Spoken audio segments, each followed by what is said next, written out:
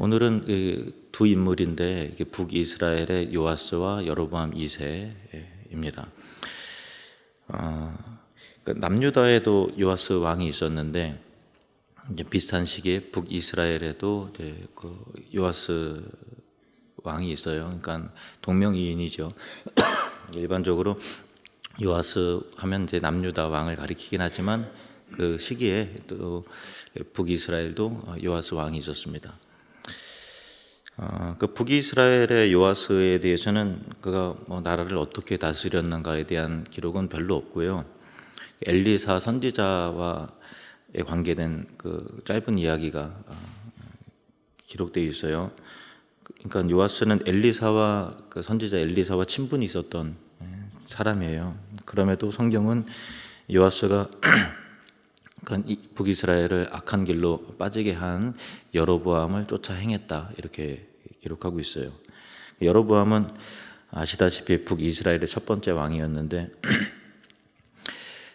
이스라엘이 남유다와 북이스라엘로 나눠지고 나서 북쪽은 남쪽은 르호보암 왕이, 또 북쪽은 여로보암 왕이, 열지파 여로보암 왕이 다스렸는데 매년 절기 때마다 예루살렘 성전에 가서 하나님을 예배해야 되는데 그 예루살렘 성전에 대한 사모하는 마음이 이스라엘 백성들에게 있으면 또 왔다 갔다 하다 보면 또 나라가 또 이제 남쪽으로 또 향하게 될까 이제 우려를 해서 너희들은 예루살렘 갈 필요 없다. 단과 베델의 하나님이다. 그러면서 금송아지를 이제 세우고 했어요. 그래서 그때부터 북이스라엘은 금송아지를 섬기고 여러 신상들을 섬기고 했는데 그 첫 단추를 그렇게 끼운 사람이 그 여로보암 왕이죠. 그래서 그 여로보암의 길로 행했다라는 그 말로 그의 그 영적인 상황을 우리가 다 알게 되는 거죠. 열왕기하 13장 10절에서 11절 말씀 보시면 유다의 왕 요아스의 제37년에 여호아스의 아들 요아스가 사마리아에서 이스라엘 왕이 되어 16년간 다스리며 여호와께서 보시기에 악을 행하여 이스라엘에게 범죄하게 한 느밧의 아들 여로보암의 모든 죄에서 떠나지 아니하고 그 가운데 행하였더라. 아무리 엘리사와 가까운 사이였다 해도 하나님 대신 금송아지를 예배한 여로보암의 행위를 답습했다면 재고의 여지가 없겠죠. 성경의 평가입니다. 엘리사가 임종을 앞두고 있을 때 북이스라엘 왕 요아스가 엘리사를 찾아갑니다. 그러면서 엉엉 울면서 내 아버지여 이스라엘의 병거와 마병이여 하면서 목나 울어요.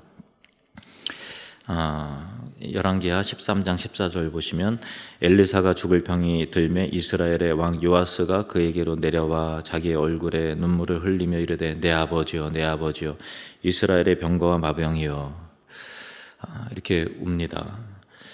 그러니까 신앙이 있는 것 같은데 하는 그 좀 느낌은 들잖아요. 병거와 마병은 국방력을 말하죠. 여태까지 이스라엘을 지킨 것이 그 이스라엘의 군사적 힘이 에서 이 국방의 힘이 나온 것이 아니라 하나님에게 속한 하나님의 사람 엘리사로 인해서 버텼다라는 그런 거죠. 그러니까 요아스는 엘리사를 이스라엘의 병거와 마병이여 또 자기의 아버지여 내 아버지여 이렇게 하면서 울었어요. 그러니까 신앙적으로 보이죠. 그럼에도 요아스는 그 나라를 지켜주신 하나님을 섬기지 않았다라는 게 성경의 평가예요. 마치 대통령이나 어떤 정치인이 교회에 다닌다거나 아니면은 유명하고 경건한 어떤 그 목사님과 친분이 있거나 또 신앙적으로 보이는 어떤 그 멘트를 했다고 해서 그가 자동으로 구원을 받거나 하나님을 섬기는 것이 아니듯이 요아스는 엘리사와 가까이 있었음에도 신앙인처럼 보이는 어떤 문장과 언어를 흉내냈을지언정 엘리사의 하나님을 믿고 따르지 않았다라는 것이죠. 신앙인의 흉내를 내는 사람들이 간혹 있습니다. 그래서 어떤 영적으로 보이는 그런 그 말들을 주로 하죠. 이제 뭐 성령의 기름 부으심이 느껴진다라든가 아니면은 뭐 형제여 자매여 또 할렐루야 아멘 뭐 이렇게 뭐 신령해 보이는 말투들을 흉내 내면서 때로는 감동의 눈물을 흘리기도 하지만 하나님을 경외하는 진실한 믿음이 아니라 신앙을 흉내내는 가짜 신앙인이 얼마든지 있을 수 있다라는 겁니다. 교회 내에서도 그래서 지상의 교회는 완전하지 않잖아요. 그래서 뭐 교회 나와서 등록하면 교인인 거고 또 오래 신앙생활하면 세례도 또 받고 또 집사도 되고 또 때로는 목사도 또 되겠죠. 근데 그럼에도 알곡과 가라지가 있는 거죠.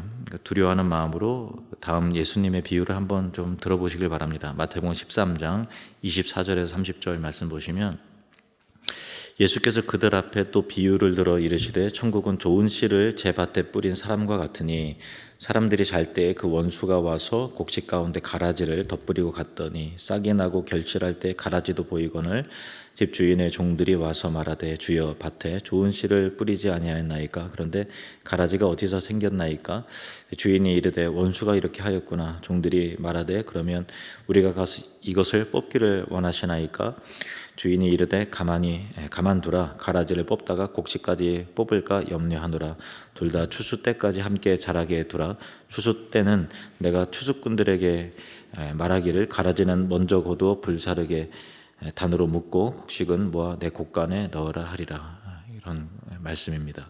그래서 우리는 우리 가운데는 가라지 같은 성도는 없죠. 그럼에도 불구하고 우리가 두려워하는 마음으로 온 마음과 정성을 다해 진실이 하나님을 찾고 또 주님을 경외하며 믿고 따르는 알곡 신자들이 되시길 바랍니다. 왜 이야기가 나는가 하면 그 요아스가 막 울면서 이스라엘의 내 아버지여 이스라엘 병거와 마병이여 하면서 슬피 울었을 때 그러면 엘리사의 그 하나님을 믿고 따랐을 것 같은데 그게 아니었다라는 그 아이러니가 이 요아스에게 있는 것처럼 우리도 참 고개가 갸웃할 만한 그런 그 아이러니의 그 불신앙의 모습이 내 내면의 그 모습이 아니기를 긴장하는 마음으로 두려워하는 마음으로 살펴야 된다라는 그런 내용입니다. 그 다음번 인물은 이제 여로보암 2세입니다. 요아스를 이어서 왕이 된 사람인데요. 북이스라엘의 초대 왕도 여로보암이고 또 지금 왕도 이제 똑같이 여로보암인데 구분하기 위해서 먼저 초대 왕은 여로보암 1세라고 하고 요아스를 이어서 왕이 된 여로보암은 이제 여로보암 2세 이렇게 구분을 합니다. 여로보암 2세는 북이스라엘의 전성기를 이끈 왕이었어요. 그러니까 그가 다스리던 시절 가장 강성했고 영토도 가장 넓었어요.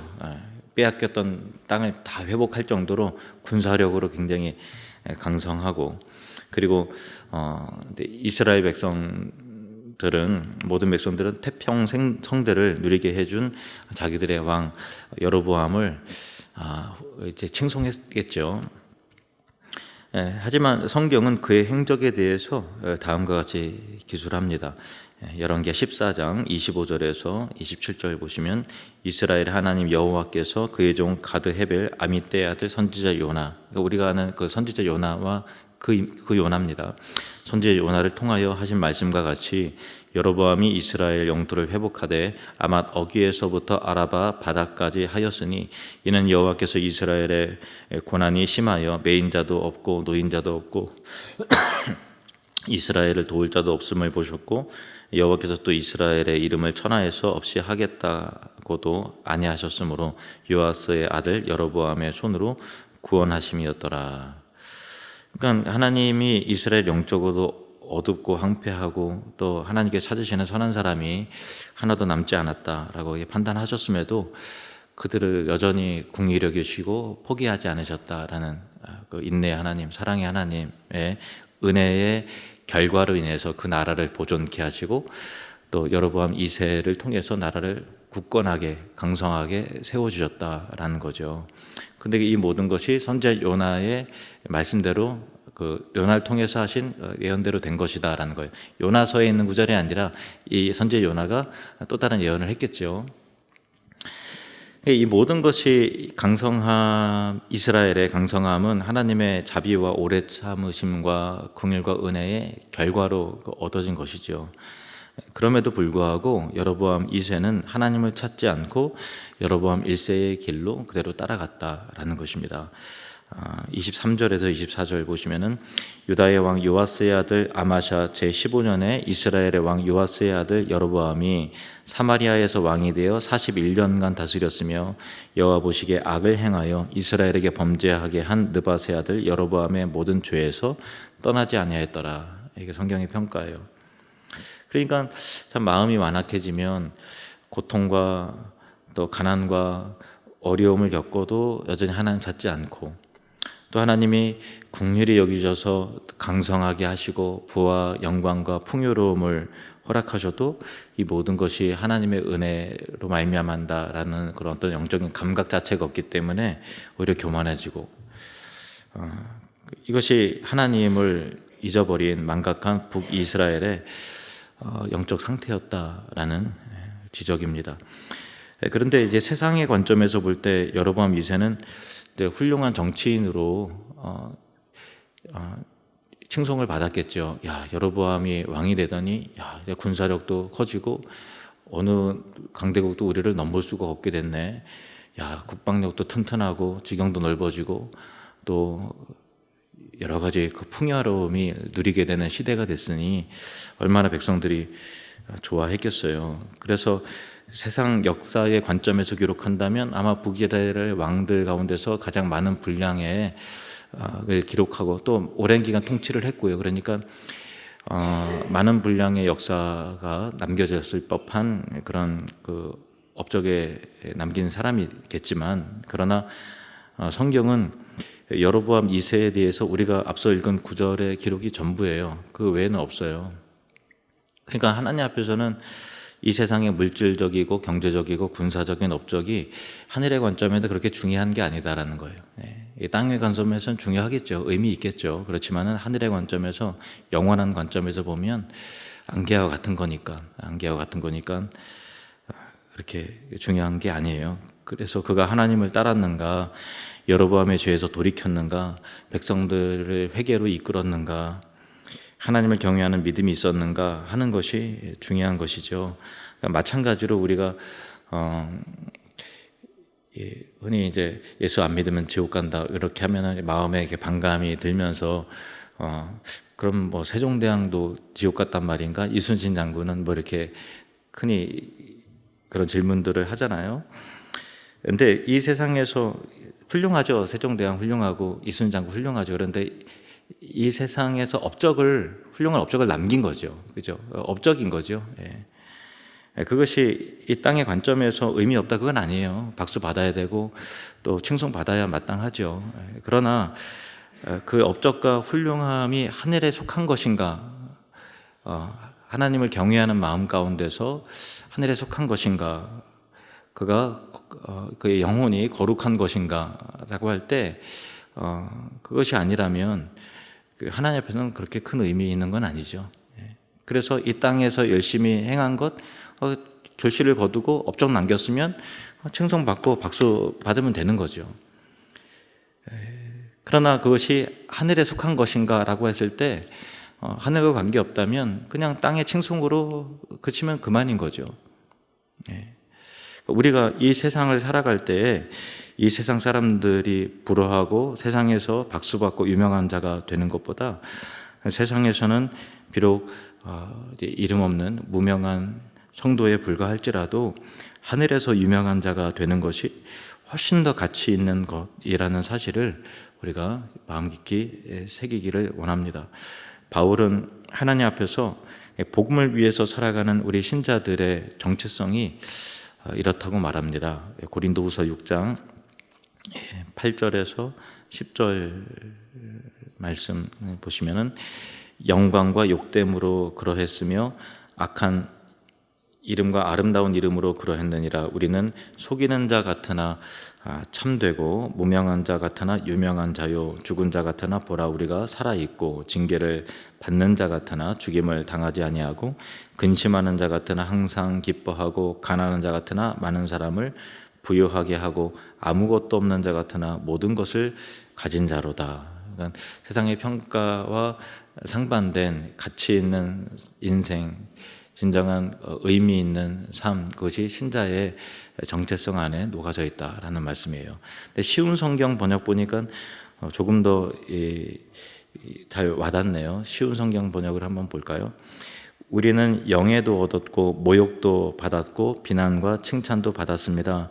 우리는 거짓말쟁이로 취급받았지만 복음 전하면 야 그런 뻥이었어, 넌 무슨 거짓말하네, 이렇게 모욕과 모멸을 당하기도 하잖아요. 우리가 사랑나는 축제를 하는데 예수 믿어야 돼. 봤어? 천국 가야 돼. 천국 가봤니? 이렇게 뭔가 증명해 달라고 하니까 우리가 거기에서 좀 말문이 막힐 때가 있고, 증명되어질 수 있는 부분은 사실 아니잖아요. 믿음의 영역이기 때문에. 물론 이제 철학적인 개념으로 더 논리적으로 접근해서 그렇구나 깨달음을 줄 수는 있지만 막무가내로 아니야 한 사람한테 설득할 수 있는 방법은 없는 거예요. 그렇죠?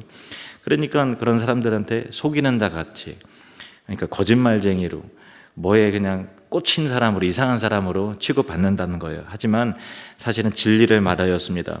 무명인 취급을 받았으나 사실은 유명한 사람들이며 죽은 자로 여겨지기도 했으나 보시는 바와 같이 우리는 살아있으며 매를 많이 맞았지만 죽지 않았습니다. 또 슬픈 사람 취급을 받았으나 우리는 항상 기뻐하였으며 가난한 자 같으나 많은 사람을 부유하게 하였고 아무것도 가지지 않은 자 같으나 우리는 모든 것을 소유한 사람입니다.